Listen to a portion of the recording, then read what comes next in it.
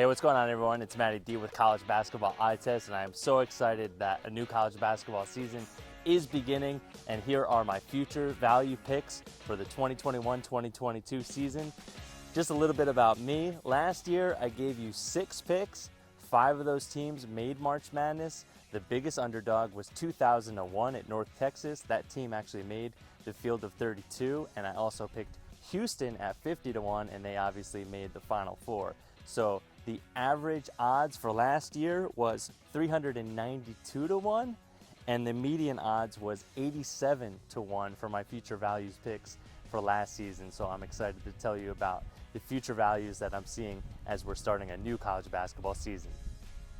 So who am I? Well, I'm just a college basketball fanatic, and I'll write about the teams that I see. I'll see a couple of teams in person every year, and whether it's in person or watching it on television, I'll only write about the games that I see in full. So here are my picks for the 2021-2022 season. My number one favorite future value is the Xavier Musketeers at 100-1. Coach Travis Steele is bringing back a lot of continuity from last year, plus you add a transfer in Jack Nunge, who was injured playing alongside Luka Garza last year for the Iowa Hawkeyes. But Jack Nunge, as Coach Steele says, is a calming presence whenever he gets the ball. And he had a major knee injury last season, but he's back playing in preseason already. So he is the epitome of a stretch 4.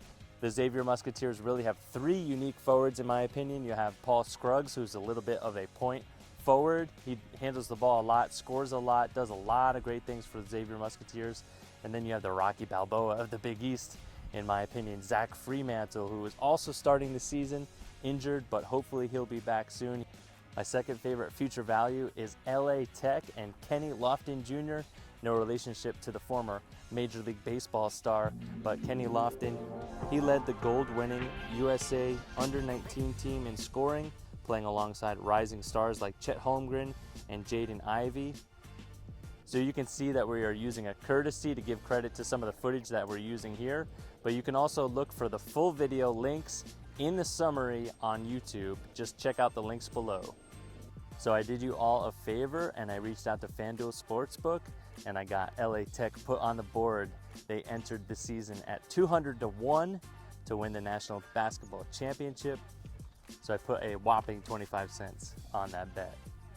My third favorite future value heading into this college basketball season to win the title is the Northwestern Wildcats. I know that's very much a large, long shot, but I like the continuity that they're bringing, and I think in the Big Ten, I think there's an opportunity for a team like the Wildcats to capture maybe the 5th or the 6th spot, as there's a lot of transitioning happening with major programs such as Maryland, Indiana, even Michigan State and Illinois going through some changes. Minnesota has a new coach. So I think there's an opportunity for Northwestern bringing back the continuity that they had from last year. Nance, the forward, who's very, very skilled, and then Bo Buie, one of the best names in the college basketball landscape, coming back as a veteran point guard. So watch out for that team. Obviously well coached, and I think there's an opportunity there. So I like the Northwestern Wildcats as a long shot. And oftentimes when you're talking about long shots or future values, you don't mention 15-1, but there are 2 teams that I really love at 15-1, and that's the Duke Blue Devils with Coach K in his swan song. He's gonna be coaching a final year. So if you like Cinderella stories, you might like the Prince Charming story where John Shire is waiting in the wings to take over the kingdom at Cameron Indoor Stadium. And so I can see ESPN riding this storyline throughout the season. I think that there's a real chance that Duke can dominate the ACC. I think the ACC is slightly down over the last year or 2 based on where it has been historically.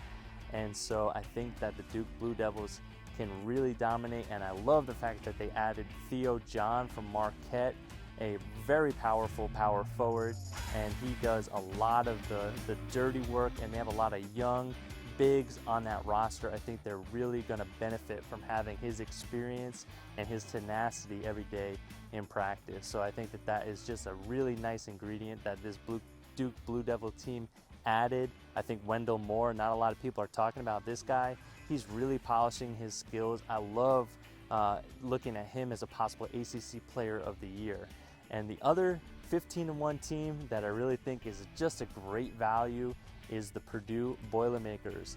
As John Rothstein said on his podcast recently, if it's not a Final Four year for Matt Painter and this Purdue Boilermakers, it would be a disappointment.